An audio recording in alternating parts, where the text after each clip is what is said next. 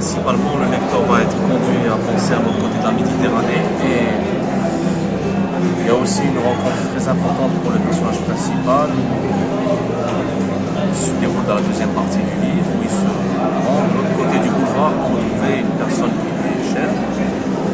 Et de l'autre côté, c'est par rapport aussi à l'apparence du personnage, car au-delà de l'aspect, on va dire, repoussant du personnage, il existe un fond assez attachant, car on se rend compte que l'amour qui est de l'autre côté de cette apparence, si je puis dire, on va dire, est très présent dans le cœur du personnage, et c'est le sentiment qui le rend le plus vulnérable à travers cet ouvrage.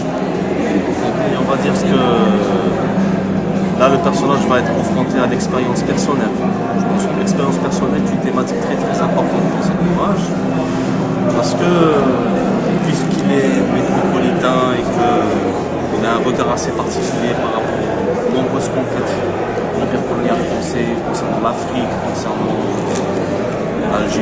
l'Algérie ou encore le Vietnam.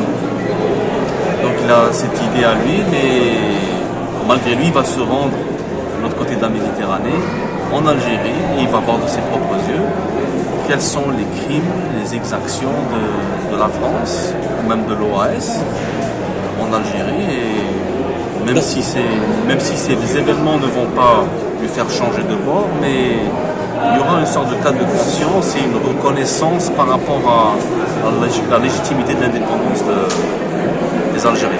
C'est-à-dire, au début, il va être indifférent. Plus que ça, je dirais qu'il va être méprisant. Haineux et méprisant à l'égard de... Mais qu'est-ce qu'il va faire Qu'est-ce qui va faire bousculer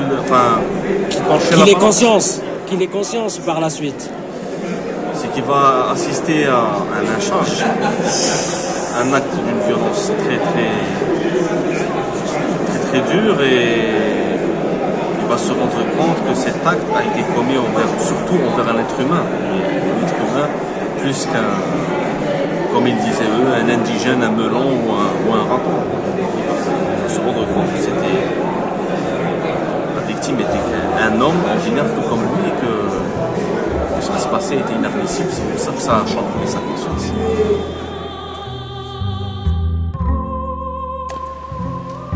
Mon hypothèse sur l'incendie criminel du port d'Oran était fondée, car les 25 et 26 juin furent les jours où l'OAS avait saisi l'opportunité rêvée d'attaquer et de dévaliser 6 banques pour préparer leur fuite après l'annonce du colonel Dufour de déposer les armes.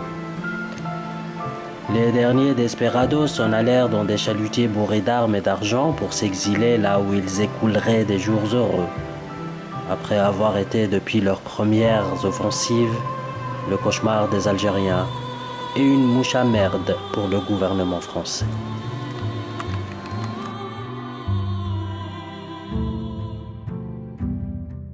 J'ai toujours eu envie d'écrire un roman qui utilise comme toile de fond l'histoire.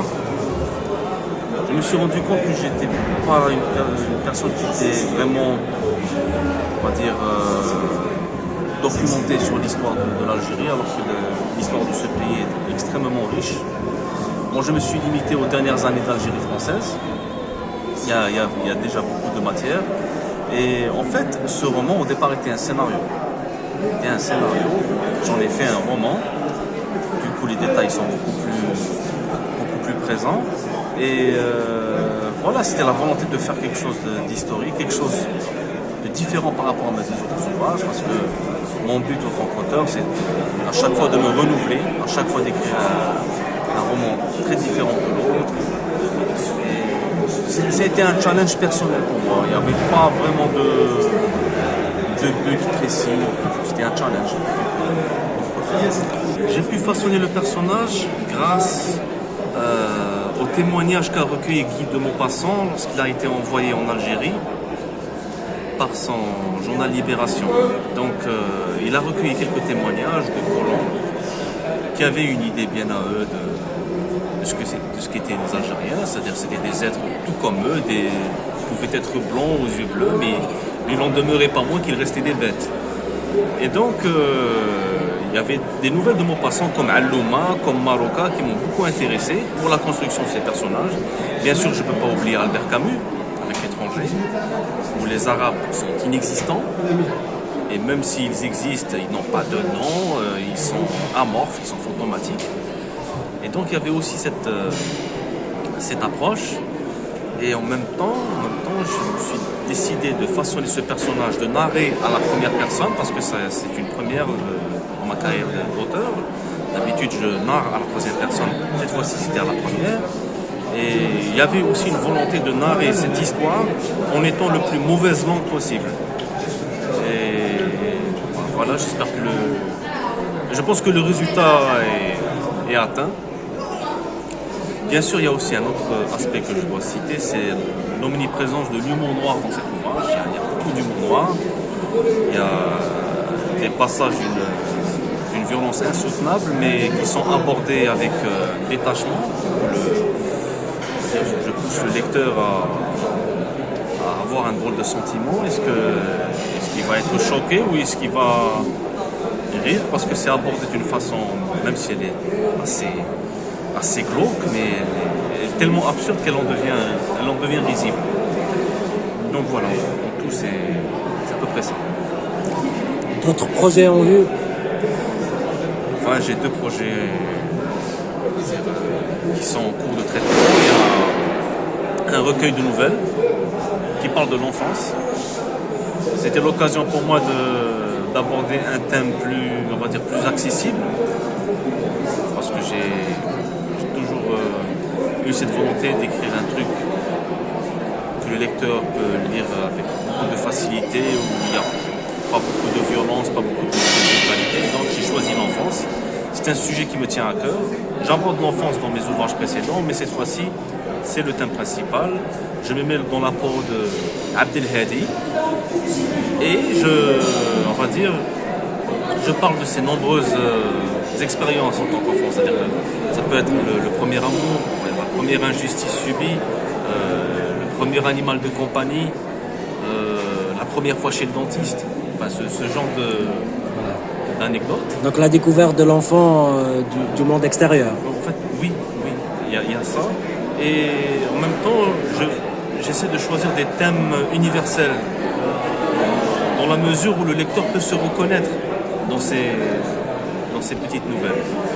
Et le dernier projet en date, j'ai écrit un thriller qui a la même particularité que de l'autre côté, parce que j'utilise comme toile de fond l'histoire. Cette fois-ci, ça concerne des événements du 8 mai 45. Donc c'est un thriller, une confrontation assez brutale entre deux personnages. Et donc, qui a une deuxième partie très importante, parce qu'elle propulse le lecteur durant les événements de 8 mai 45. Je ne suis pas historien, donc je ne me suis pas vraiment approfondi. Je me suis principalement concentré sur l'animosité pour les deux personnages et l'origine de cette animosité. Merci beaucoup, Mahdi. Je t'en prie, Zino. Toujours un plaisir. Mes souvenirs de 1953 et de ceux qui sont suivis me laissaient un arrière-goût d'amertume. Je n'aurais jamais osé déterrer le passé si mon chemin n'avait pas recroisé celui de Nathalie. Elle avait réanimé quelque chose en moi que je croyais être longtemps enseveli.